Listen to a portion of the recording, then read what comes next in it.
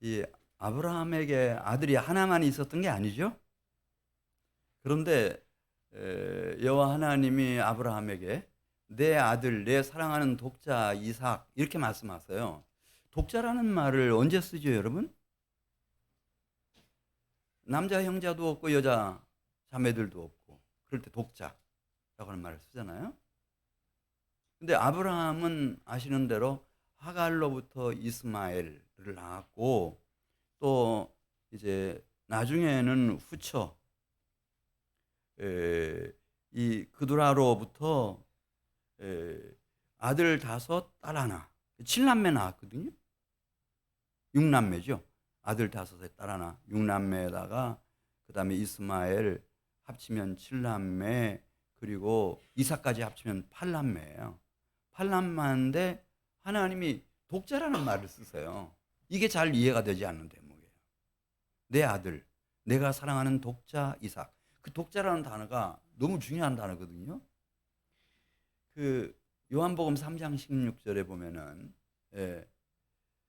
자기 품속에 계시던 독자라고도 하고 독생자라고도 하고 여러 성경 번역마다 다 달라요. 근데 비슷한 뜻이에요. 그 독자를 보내주셨다. 그렇게 말씀을 하세요. 그러면 그 단어는 이 신구약 성경에서 너무 중요한 단어인데 이 단어를 그렇게 쓰신 거예요. 내 사랑하는 아들 독자 이삭. 이게 그렇게 쓸 수 있는 단어가 아닌데 왜 하나님이 독자라는 말을 거기에 쓰셨을까? 예. 그 로마서 9장 8절에 보면 하나님 앞에서는 곧 육신의 자녀가 하나님의 자녀가 아니요 곧 약속의 자녀가 씨로 여기심을 받느니라 그런 말씀이 나와요. 이렇게 육신의 자녀가 있고 약속의 자녀가 있어요. 약속의 자녀만이 가장 소중한 씨로 하나님이 여기신다는 거예요.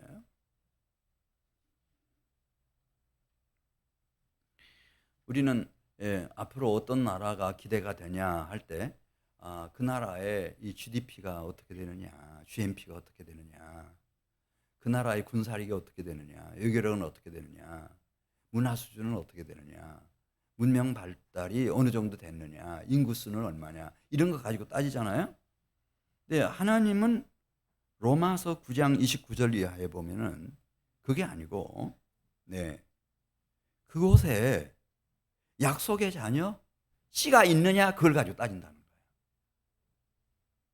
로마서 9장 29절 또한 이사야가 미리 말한 바 만일 만군의 주께서 우리에게 씨를 남겨두지 아니하셨더라면 우리가 소돔과 같이 되고 고모라와 같았으리로다.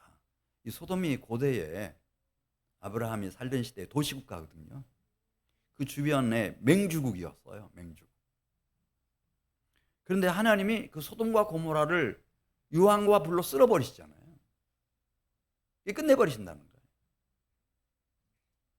하나님에게 중요한 것은 약속의 자녀, 참 생명의 씨앗이라는 거죠. 그런 점에서 왜 아브라함에게 분명히 8남매였는데 왜 이삭을 내가 사랑하는 독자 이삭이라고 독자라고 말씀하셨는지를 우리가 이해할 수 있겠습니다. 자, 오늘 본문으로 들어갑니다.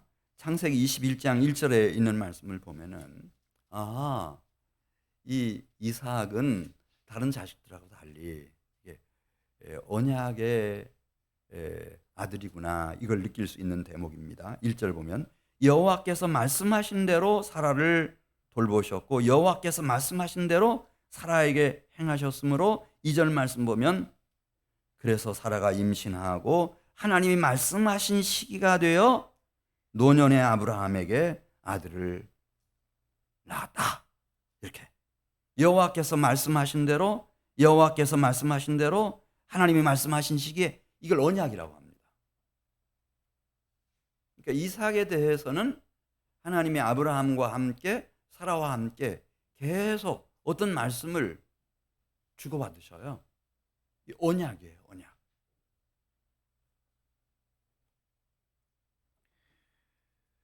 창세기 15장 3절에 보면 그 언약의 실현이 늦어지니까 아브라함이 좌절하고 절망한 때도 있었어요. 그래서 하나님께 이렇게 말씀드리잖아요. 주께서 내게 씨를 상속자를 주지 아니하셨으니 내 집에서 길린 자 다메섹 사람의 엘리에셀이 내 상속자가 되겠군요. 이렇게 하나님께 말씀을 드려요. 그런데도 하나님은 꿈쩍도 하지 않으시고 창세기 17장 1절에 있는 말씀 우리가 지난 주일에 봤죠.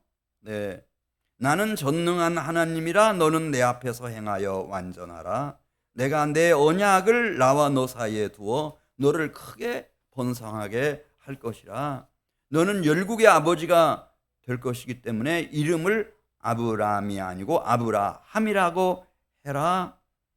내가 내게서 민족들이 나오게 할 것이고 왕들이 나오게 할 것이다. 이 언약. 그러니까 이삭은 달랐어요. 팔남매와 달랐고 아브라함이 살아가던 동시대 모든 가정의 모든 자녀들과 달랐어요. 무엇가 달랐나?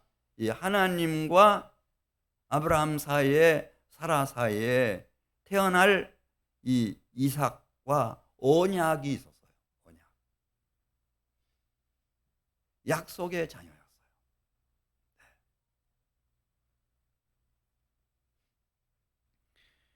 그래서 창세기 21장 3절에 있는 말씀 보면 아브라함이 그에게서 태어난 아들 곧 사라가 자기에게 낳은 아들을 이름하여 웃음이라고 했어요. 이 세상이 줄 수 없는 기쁨이죠. 즐거움이에요. 새로운 산 소망이에요. 그래서 만면에 웃음이 가득해요. 이 아이가 태어났을 때. 그리고 이 아이에게는 그 살 가장 중요한 부분에다가 이 아이는 언약의 아들이라고 하는 증표로 할례를 행했다고 하는 말씀이 이제 3절 4절에 나와요. 우리 한번 같이 읽어요. 아브라함이 그에게 태어난 아들 곧 사라가 자기에게 낳은 아들을 이름하여 이삭이라 하였고 그 아들 이삭이 난 지 8일 만에 그가 하나님의 명령대로 할례를 행하였더라. 네. 그때 아브라함 나이가 5절 보면 몇 세 때였다고 그랬죠? 100세였습니다. 그래 가장 그냥 충격적인 감동을 받은 사람은 당사자인 이삭을 낳은 사라였습니다. 우리 21장 6절 말씀 보겠어요. 사라가 이르되 하나님이 나를 웃게 하시니 듣는 자가 다 나와 함께 웃으리로다. 이 세상에 태어나서 이런 기쁨, 이런 즐거움, 이런 행복함 이걸 느껴본 일이 없어요. 그런 웃음을 나한테 안겨주신 거예요. 그래서 그 아들의 이름을 이삭, 웃음이라고 그렇게 불렀을 뿐만 아니라 이런 하나님이 살아계시고 함께 하신다면 이거 살아볼 만하다. 우리가 기쁨과 즐거움 속에서 정말 행복한 웃음을 활짝 웃으면서 살아갈 수 있겠구나. 지금 그 얘기 써내려가는 거예요.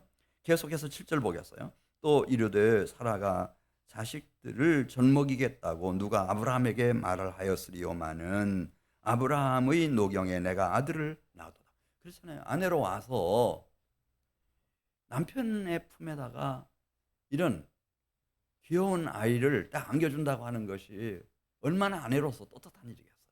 네. 너무 행복해서. 이때 아브라함의 마음은 어떤 마음이었을까? 이 사라의 심정은 어떤 심정이었을까? 로마서 4장 17절에다가 이렇게 썼어요. 물론 아들이 태어났다 그것이 전부가 아니고 내가 지금 아이를 잉태하고 출산할 수 있는 생리적인 작용이 사라진 지가 아주 오래됐거든요. 남편 아브라함 나이 100세. 그때 하나님이 이 새 생명 이삭을 주셨을 때 그가 믿은 바 하나님은 죽은 자를 살리시며 없는 것을 있는 것으로 부르시는 하나님이었다는 거예요. 이야, 이 하나님이 놀라운 분이시구나. 자기 몸이 아기를 잉태해서 낳기에는 죽은 자와 방불한 몸이었어요. 다 알죠. 본인이 너무 잘 아는 거예요. 그런 나에게 새 생명을 주신 겁니다. 이삭이 태어났습니다. 아브라함은 그 이삭을 하나님이 주신 것은 하나님이 주신 말씀, 네 자손이 창대할 거다. 하늘의 뭇별처럼 바다 해변의 모래알처럼 그렇게 번성할 거다. 이런 미래가 확 비춰오는 거죠. 하나님이라면 하시겠구나. 하나님이라면.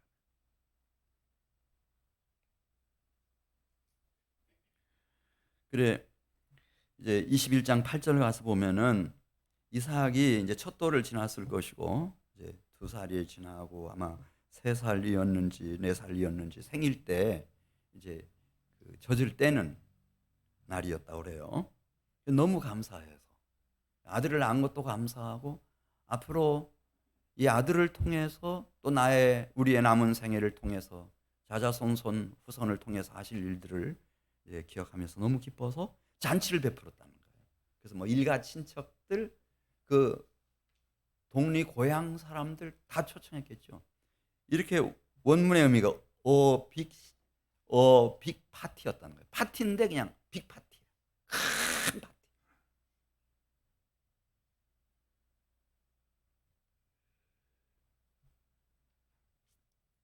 그리고 그는 꿈꾸기 시작했을 겁니다.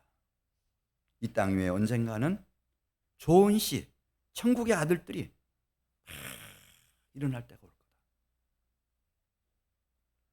창세기 22장 17절에도 이걸 계속 반복해서 막 주입시켜 주셔요. 이제 그런 비전어리가 되게 만드셔요. 누구를? 아브라함을. 믿음의 조상으로 세워놓으시려고. 우리 창세기 22장 17절 한번 볼까요? 내가 네게 큰 복을 주고 네 씨가 크게 번성하여 하늘의 별과 같고 바닷가의 모래와 같게 하리니 네 씨가 그 대적의 성문을 차지하리라. 네 씨로 말미암아 천하 만민이 복을 받으리니 이는 내가 나의 말을 준행하였음이니라 하셨다 하니라. 할렐루야. 왜 하나님이 실수로 뭐 저처럼 막 이렇게 실수로 그런 것이 아니고 하나님이 실수가 없으신 분이세요. 나이는 많으시겠죠. 영원 전부터 계셨으니까. 실수 없으신 분이죠. 근데 그분이 왜 내 아들 내가 사랑하는 독자 이삭이라고 말씀하셨을까를 지금 좀 이해해 주시길 바랍니다. 이해하셨나요, 여러분? 왜 독자라고 말씀하셨을까? 근데 같은 아버지 밑에서 태어난 또 한 아들이 있었어요. 네. 출생 원리로 따지면은 그 첫 번째 난 맏아들인데 사실은 이스마엘.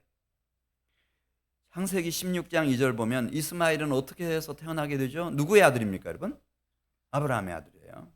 아브라함의 아들인데 이제 하나님이 아브라함과 사라에게 자녀를 약속하시고 상속자 씨를 약속하시고 1년 지나도 2년 지나도 3년 지나도 소식이 없고 이제 뭐 생리작용 다 끝났고 그리고 10년이 지나갈 무렵이었습니다. 그때 사라가 아브라함한테 얘기하는 거예요. 하나님이 나에게 출산을 허락하지 않으셨다. 이렇게 완료형으로 딱 얘기하는 거예요. 지금까지 출산을 허락하지 않으셨다.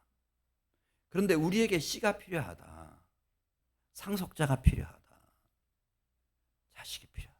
길은 하나 있다. 그건 마침 당신이 알듯이 내 여종 하갈에게 들어가서 자식을 낳아라. 그 길밖에 없다. 그리고 쭉 설명을 하는데 너무 설득력이 있는 거예요.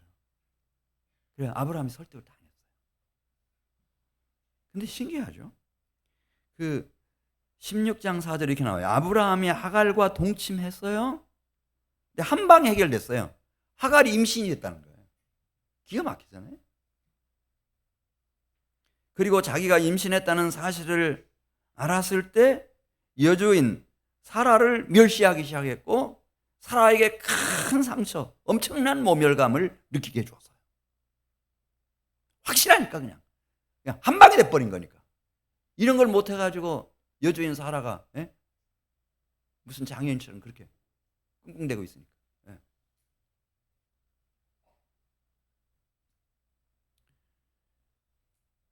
여러분, 왜 사람들이 하나님께로 안 오는지 아세요? 이 세상에 그 쉬운 길이 있어요. 더 빠른 길이 있단 말입니다. 그렇게 막 25년이나 기다릴 필요가 없어요. 아니 90살까지 기다릴 필요가 없어요. 100살까지 기다릴 필요가 없어요. 단방에 그냥 한 방에 해결할 수 있어요. 21장 9절 가서 보겠어요. 이 큰 잔치를 베푸는 날이었는데 사라가 우연히요 한 장면을 봐요. 근데 이제 그 이삭과 사라의 나이 차이가 13살 차이거든요. 큰 차이죠. 근데 그 이삭 생일날이에요. 생일날이었겠는데 이스마엘이 막 그 나이가 자기보다 어리고 힘이 없는 이삭을 조롱하고 희롱하는 거예요. 그때 그 어머니의 본능적인 감성으로 그걸 알아요. 이 아이가 이 한 집에서 이렇게 쭉 자라서 성년이 됐을 때 그리고 우리가 이 세상을 뜨게 될 때 이 상속권 분쟁이 어떻게 일어날 건지 그리고 이삭의 앞날이 어떻게 될 건지 그냥 빤하게 보이는 거예요. 빤하게 보여요. 그리고 원래 피 자체가 피가 흐른다고 하지 않습니까? 그 어머니하고 똑같아요. 하갈하고 똑같아요. 심성 자체가. 그래서 아주 단호하게 아브라함에게 얘기해요. 상속권 문제를 얘기하면서 아직 이제 어린 것이지만은 하갈과 이스마엘을 내보내라. 근데 아브라함 입장이 또 달라요. 사라하고는 완전히 다르죠. 아무리 하갈을 통해서 태어난 아이기는 하지만 이게 누구 자식입니까, 여러분? 본인의 자식이란 말입니다. 그래서 이 근심이 이만저만이 아니었다는 거예요. 이게 이제 히브리 어법의 최상급이에요. 그 일이 매우 근심이 돼서 이게 뭔 얘기가 하면 잠도 잘 수도 없고 뭐 먹을 수도 없고. 지금 알거든요, 부부니까. 이 부탁을 마지막 할 때 이 비장한 이 사라의 눈빛, 표정. 이건 거부할 수 없는 그런 결단력이거든요. 고민하고 있는데 하나님께서 이제 아브라함에게 말씀하시죠. 그래, 내가 너를 충분히 이해한다. 그렇지만 아내 사라의 말을 들어라. 왜냐하면 이삭에게서 나는 자라야 내 씨라 부를 것입니다. 하나님 우리가 허투루 보면 안 돼요. 하나님이 아주 수준 있는 분이세요. 그분이 한 생명과 영혼을 선택할 때 어떻게 실수로 그렇게 하는 법이 없어요. 그분은 정확했어요. 이스마엘은 아닌 거예요. 왜냐하면 뭐 첫날 밤 하갈과 뭐 첫날 밤을 보낼 때 하나님한테 묻고 하나님의 약속이 있고 그런 거 전혀 아닌 거예요. 그냥 했죠. 그냥 세상적인 방법으로. 그래서 하나님이 선택한 아들은 8남매가 돼도 딱 한 사람이에요. 이삭 한 사람이에요. 그래서 나는 그에게서 나는 씨와 언약을 맺을 거다. 그러면서 너무 이스마엘에 대해서 걱정할 필요 없다. 내가 너무 잘한다. 그도 너의 아들이니까 내가 그를 한 민족, 큰 민족이 되게 해주마. 그렇게 약속하셨어요. 그 하나님은 그 약속을 지키셨어요. 그래서 그 후손이라고 하는 사람들이 자기를 이슬람이라고 해요. 이스마엘에서부터 왔어요. 이슬람. 이슬람 세계에는 그 땅 속에 원유도 많이 매장되어 있어요.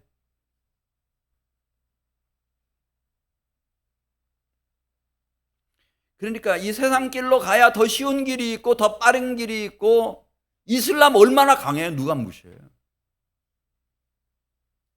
러시아 푸틴도 막 전용기 타고 전투기들 옆에 막 호위하게 하고 미사일 뒤에다 달고 갔습니다.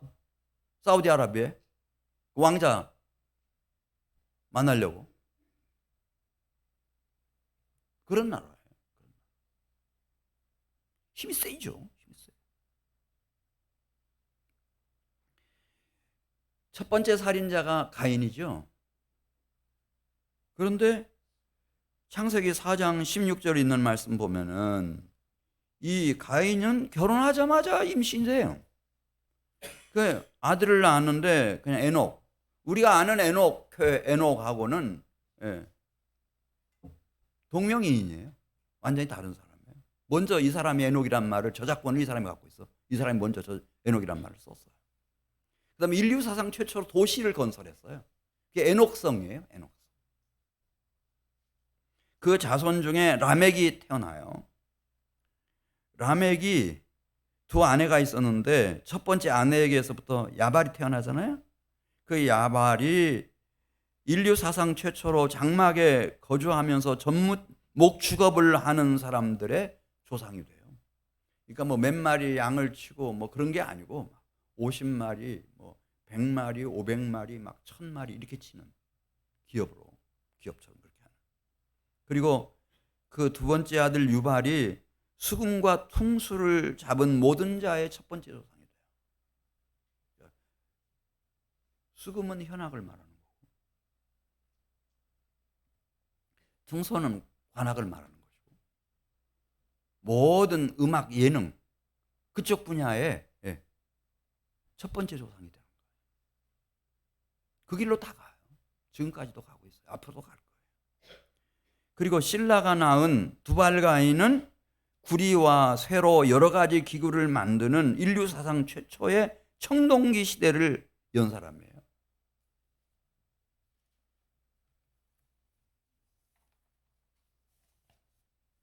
그리고 이 라멕은 자신감이 막 넘쳤어요. 이 라멕이 소년을 죽였거든요. 사람을 쳐 죽이고 나서 내가 이거 몹쓸 짓을 했다. 그런 기미를 전혀 보이지 않죠. 딱 이렇게 말하는 거예요. 사람들 앞에서, 자기 가족들 앞에서. 가인이 사람을 죽였을 때 가인이 자기 조상이거든요. 직접 조상. 벌이 7배라고 말씀하셨는데 나 라멕을 해치는 자의 벌은 77배가 될 거라고 했어요.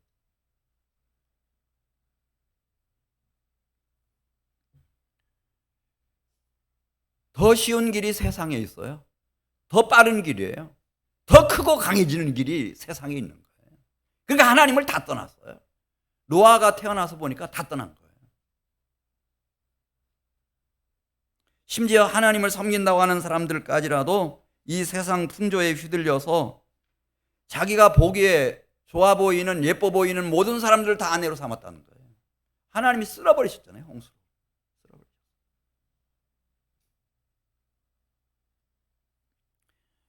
노아의 자식 중에 저주받은 자식이 하나 있어요. 함. 잘 됐을까요? 못 됐을까요? 함의 아들의 이름이 창세기 10장 6절에 나와요. 구스. 고대 아프리카에 가장 잘 나가는 나라. 구스. 미스라임. 애굽. 고대 이집트 문명이 일어났던 애굽. 그냥 자식의 이름이 그 국가와 도시의 이름이 돼버려요. 리비아. 가나안도 가나안 국가 이름이에요. 이제 함의 맏아들이 구스거든요. 구스가 아들 하나 낳았는데 얼마나 똘똘하고 대단한 영웅을 낳았는지 니므롯이라고 하는 큰 용사를 낳았어요. 감당할 자가 없었죠. 그가 이 애굽에서부터 막 북쪽으로 몰고 올라가 가지고 유프라테스 티그리스 강 유역에다가 메소포타미아, 거기다 니느베라고 하는 큰 도시를 세우고 고대 그 가장 유명한 레센이라고 하는 큰 도시국가를 세워요. 그래서 메소포타미아 문명의 발상지가 다 되게 만든 거예요. 그리고 이 함의 자손 중에 함의 아들 미스라임의 아들 가슬루힘이 세운 나라가 블레셋이에요. 출애굽했을 때 이 블레셋 사람들이 다 철기로 다 무장을 하고 있어서 그 길로 못 가고 막 시나이 반도로 해서 40년을 배회하잖아요, 광야에서. 왜 그렇게 그냥 직선으로 가면은 그 뭐 한 달도 안 걸려서 갈 수 있는 길을 왜 그렇게 했나? 이 블레셋 사람들 때문이었어요. 근데 이게 함의 자손들이에요. 이 가나안 함의 아들이에요. 지금 하나님이 가라고 해서 가나안 땅에 들어와 보니까 저 담부터 브엘세바까지 주인이 없는 땅이 하나도 없어요. 그래서 겨우 허락을 받아가지고 헤브론 마므레라고 하는 사람 소유지인 상수리반 옆에다가 천막을 하나 치잖아요. 누가? 아브라함이.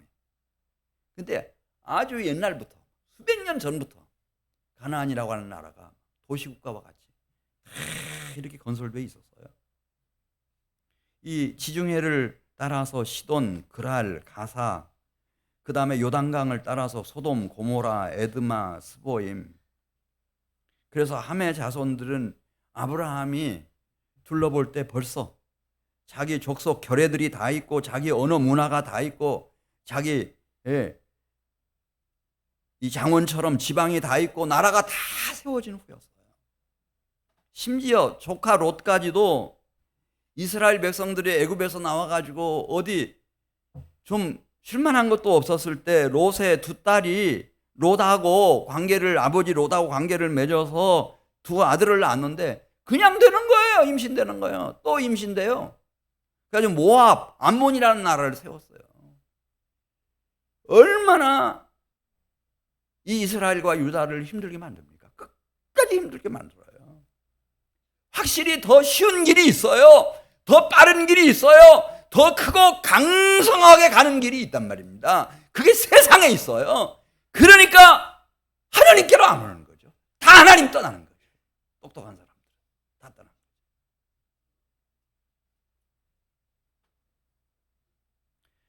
하나님의 방법 한번 보겠어요. 마태복음 1장 2절에 있는 말씀 보면은 아브라함이 이삭 하나를 낳는데 그렇게 힘들지 않으면은 하나님께 기도를 안 해요. 아브라함도 그렇고 사라도 그렇고. 하나님, 저는 상속자가 없네요. 자식 하나가 없다니까요. 저는 씨가 말라버렸어요. 이래 되는 거예요, 하나님? 이렇게라도 하려면. 그 다음에 하나님의 응답. 내가 너에게 씨를 주겠다. 상속자를 주겠다. 자식을 주겠다. 사라를 통해서 주겠다. 이렇게 하려면은 이 시간이 필요했던 거예요. 이 약속의 자녀가 태어나려면 제가 보기에는 시간이 필요했던 거예요. 속도가 문제가 아니고 시간이 필요했던 거예요. 그러면 이삭은 바로 임신에 됐으면 얼마나 좋아요. 40에 결혼했거든요. 일찍 결혼한 것도 아니에요. 에서에 비교하면. 쌍둥이 형은 벌써 다 해서 깃을 잡았는데 에돔이라고 하는 나라를 이뤘는데 결혼했는데 또 20년 걸려요. 아들 낳는데 20년 걸린다. 하나님 이게 왜 이렇게 되는 거예요? 제가 말씀 준비하면서 그때 이 말씀이 떠올랐어요. 내 시작은 미약하나 내 나중은 심히 창대하리라.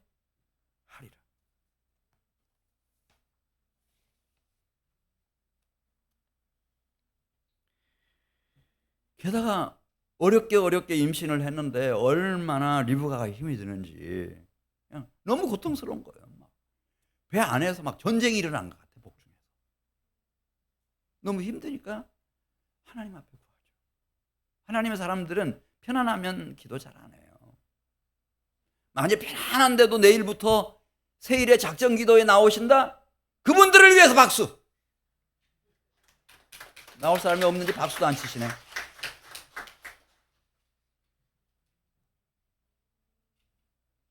기도 안 하죠.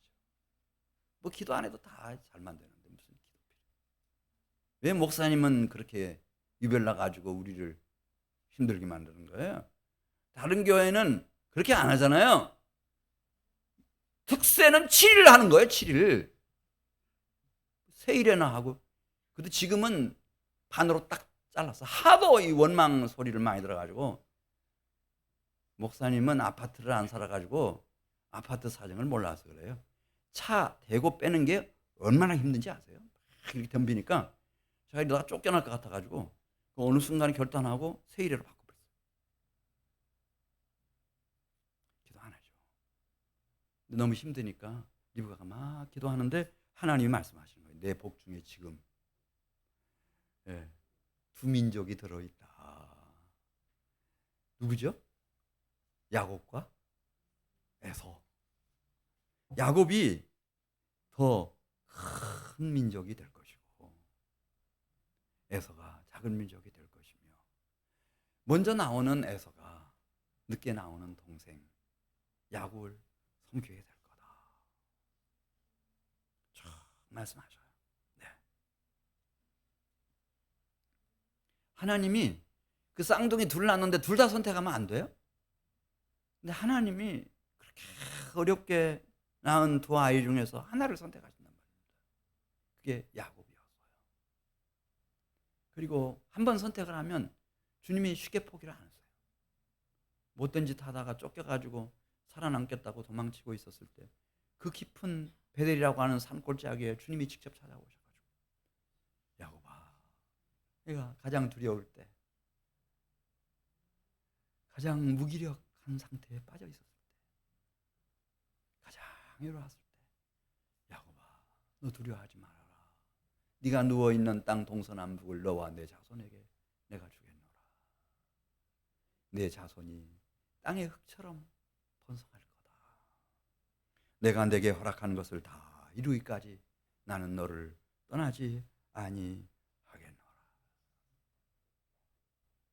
하나님이 선택하는 사람이 있어요. 하나님은 다 보시니까. 우리는 어떤 사람을 볼 때 우리는 부분밖에 못 보잖아요. 저는 이제 잘 안다고 아는 사람인데, 제가 어떤 관점에서 이렇게 본다면은, 요전에 어떤 분을 만났는데 그분이 같이 식사를 하시다가 막 얘기하는 거예요. 그분에 대해서. 그때서 저는 비로소 알았어요. 아, 그런 훌륭한 점들이 이렇게 많았구나. 우리는 항상 한번 딱 관점을 정하면은 그 관점을 벗어나지를 못해요. 근데 하나님은 뭐 360도 입체적으로 속 내면까지 다 꿰뚫어 보시고 시작부터 시작해서 마지막까지를 다 보시는 분이시기 때문에, 그래서 주님이 선택하시는 거예요. 자, 이 야곱의 자손 중에서 12 자식이 있었는데 하나님이 한 사람을 선택해요. 유다를 선택해요. 유다. 창세기 49장 8절 말씀 보겠어요. 유다야, 너는 내 형제의 찬송이 될지라. 내 손이 내 원수의 목을 잡을 것이요 내 아버지의 아들들이 내 앞에 절하리로다. 유다는 사자 새끼로다. 내 아들아, 너는 움킨 것을 찢고 올라갔도다. 그가 엎드리고 웅크림이 수사자 같고 암사자 같으니 누가 그를 범할 수 있으랴. 그러면서 너무 중요한 얘기, 창세기 49장 10절에 보겠어요. 이렇게 말씀하시는 거예요. 이걸 언약이라 그래요. 규가 유다를 떠나지 않아요. 이 규라고 하는 것은 이제 최고의 통치권자인 왕이 가지는 이 규, 잣대 같은 건데, 규가 유다를 떠나지 아니하며 통치자의 지팡이가 그 발 사이에서 떠나지 아니하기를 실로가 오시기까지 이를 거다. 이게 실로라고 하는 말이 그 히브리어 원어의 의미는 안식의 장소 그런 뜻이지만은 메시아라는 뜻이에요. 한 인생이, 한 가정이, 한 결례가, 한 공동체가 거기 가서 진정한 쉼과 안식을, 보호를 받을 수 있는 자리, 그래서 메시아라는 말로 써요.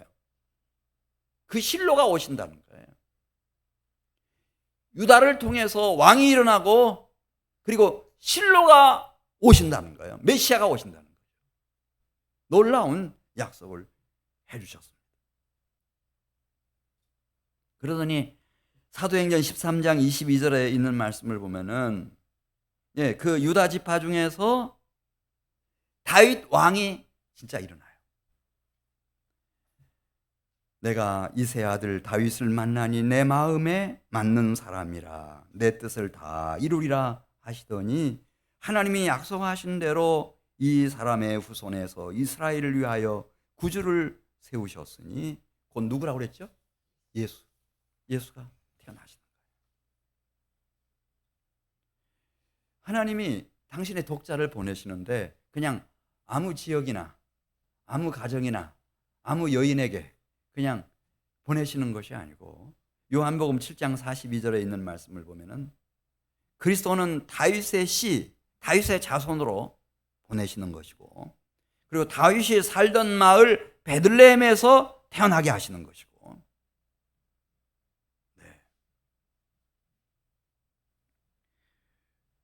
이분은 요한계시록 5장 4절에 있는 말씀을 보면 이 천지를 창조하시고 통치하시는 영광의 보좌에 계시는 하나님, 그분 손에 사도 요한이 그걸 봐요. 아주 중요한 7인으로 봉인된 두루마리를 그분이 가지고 계셨어요. 여기에 하나님이 이 인류의 역사를 어떻게 전개해 나갈 것인지 그 경륜, 그 전략이 다 들어있는 책입니다. 이것을 건네받을 만한 사람이 없어서 사도 요한이 너무너무 안타까워하며 심하게 울고 있는 모습이 나옵니다. 요한계시록 5장. 그때 음성이 들려와요. 유대 지파의 사자의 심정을 가지고 골리앗을 물리쳤던 다윗 생각하시면 돼요. 그 다윗의 뿌리 자손, 그 자손이 이겼으니 그 두루마리와 그 7인을 떼시리로다. 어린 양 예수께서 오셔서 그 두루마리 책을 건네받으세요. 그리고 이 역사 속에서 이 세계 안에서 하나님의 구원의 경륜을 펼쳐나가십니다.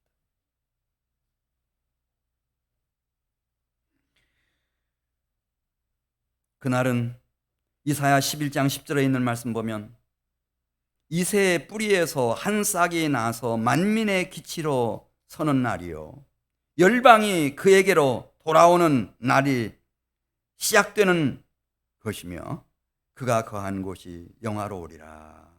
그런 말씀이 나오는데요. 이 언약의 자손들을 확 일으키죠. 이분.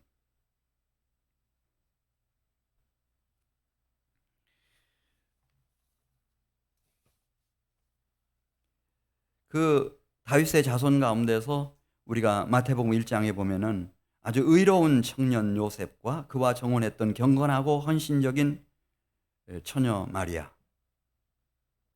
그 마리아를 세우시고 그 마리아를 통해서 그리스도 예수를 보내십니다.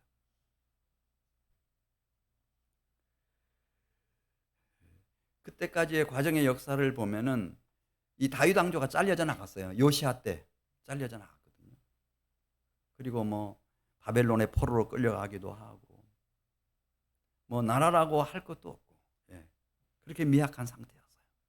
그런데 이사야 6장에 나오는 말씀처럼 그 그루터기에서 연한순, 새순이 나오게 하시고 결실하게 하시는데 이게 하나님의 열심이에요. 만군의 여호와의 열심이 이를 이루시로다. 그러니까 이 언약의 자녀들에게는 하나님이 선택한 이 거룩한 시들에게는 이 하나님의 열심이 꺼지질 않습니다. 그래서 이 마리아를 통해서 그리스도 예수가 태어나게 하셨는데 이 예수 그리스도의 오심의 의미는 고린도전서 15장 45절에 잘 설명했어요. 우리 고린도전서 15장 45절 보겠습니다.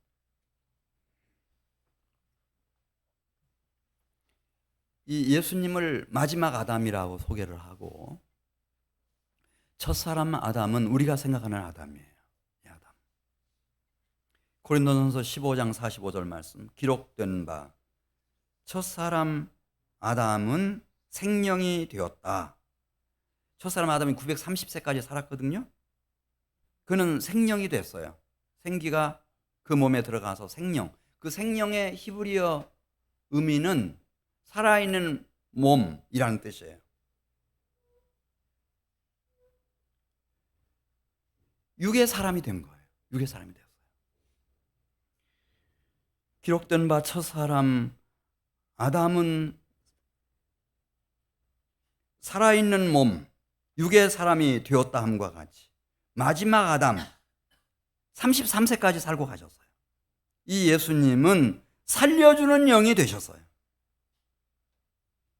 그래서 먼저 첫사람 아담은 신령한 사람 아니고요, 육의 사람이에요. 그냥 육의 사람인 거예요. 그 점에서 우리에게 영향을 주죠. 그러나 그 다음 마지막 아담은 신령한 사람이에요. 우리가 생명이 두 가지가 있어요. 이 생물학적인 생명, 피지컬 라이프라고 그러죠. 이 생물학적인 생명이 있어요. 심장이 멎고 뇌 작용이 다 끝나고 숨이 멎으면 돌아가셨다. 이게 생물학적인 생명이에요. 그리고 영적인 생명이 있어요. 스피리추얼 라이프가 있어요. 이 영적인 생명. 그래서 신령한 사람으로 우리를 변화시키는 이 힘이 마치 생물학적인 생명이 첫사람 아담으로부터 오는 것처럼 이 신령한 사람으로 빚어지는 생물학, 이 영적인 생명은 마지막 아담이신 그리스도 예수께로부터 오는 거예요.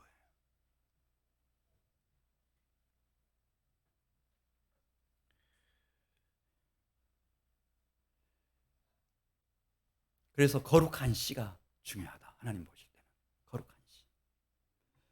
농사 지어보신 분들 아시죠? 이 씨앗은 막 기온이 뚝뚝 떨어져서 영하 10도, 뭐 15도, 20도 이렇게 돼도 잘 견뎌내요. 아무리 작아도요.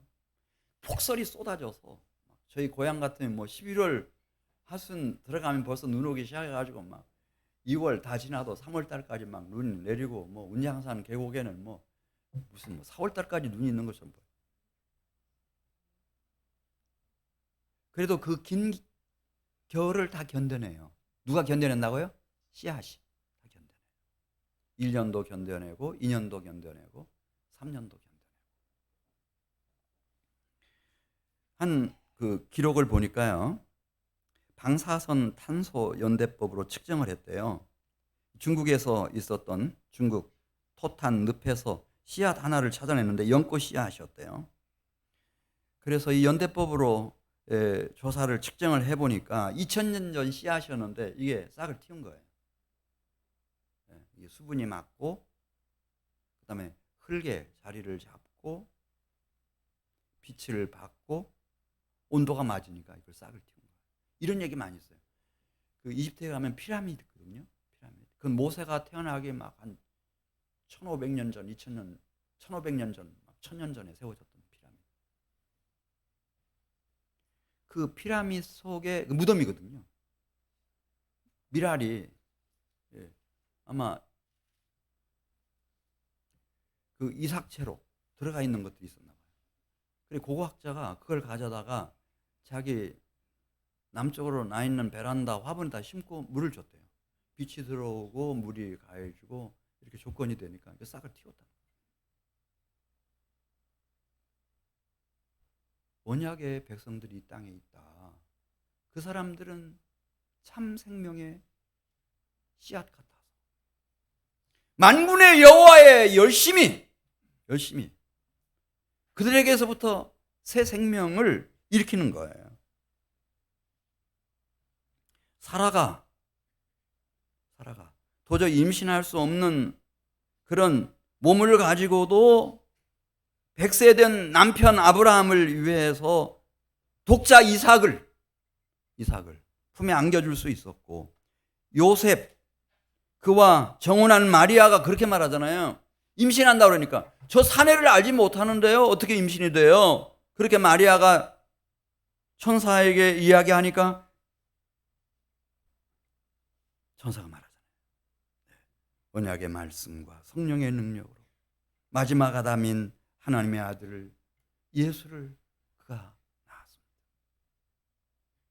우리도 다 그리스도 예수 안에서 동일한 언약의 말씀과 하나님의 성령의 권능으로 하나님이 주시는 새 생명을 얻은 신령한 사람으로 일어설 수 있습니다. 더 스피리추얼 라이프를 가진 소유한 사람이 될 수 있습니다. 고린도전서 15장 49절 이하에 있는 말씀 보면 우리가 먼저는 흙에 속한 자의 형상을 입은 것 분명합니다. 또한 마지막 아담인 그리스도 예수 안에서 하늘에 속한 자의 형상을 입는다고 그랬습니다.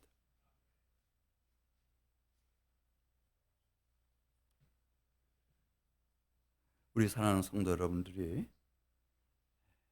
그리스도 예수 안에서 하나님의 언약과 성령의 역사하심을 따라 새 생명을 가진 사람들이 되시기를 바라고, 우리 주님 다시 오시는 날에 부활의 몸, 거룩하고 영광스러운 영의 몸 말입니다. 이 신령한 몸을 입는 축복이 있으시기를 바라고, 하나님께서 이 세상을 준비하셨던 것처럼 우리를 위해서 준비하고 계시는 새 하늘, 새 땅, 거룩한 성, 새 예루살렘 성에서 세세 무궁토록 아버지와 함께 신랑이신 그리스도와 함께 영생 복락을 누릴 영생을 소유한 생명의 씨앗들이 되시기를 주의 이름으로 축복합니다. 내가 너로 큰 민족을 이루고 땅의 모든 족속이 너로 말미암아 복을 얻을 것이다. 우리 한민교회 사랑하는 교회 여러분들 중에서 이 꿈을 꾸는 사람들이 있기를 바라는 겁니다. 나도 새 생명을 가진 부활의 소망을 품은 영생을 누릴 하나님의 보혈롭고 존귀한 자녀가 되는 것, 하나님이 주신 내 가정을 새 생명으로 일으키는 것, 한민교회를 새 생명으로 일으키는 꿈, 이 꿈 천하만민이 그 내 씨로 말미암아 복을 얻을 것이다. 내가 너로 큰 민족을 이루겠다. 내가 너로 큰 민족을 이루겠다. 이 비전과 꿈, 그 꿈을 잉태한 사람들과 함께 하나님은 만군의 여호와의 열심으로 일하시고 역사하실 것입니다. 우리 같이 기도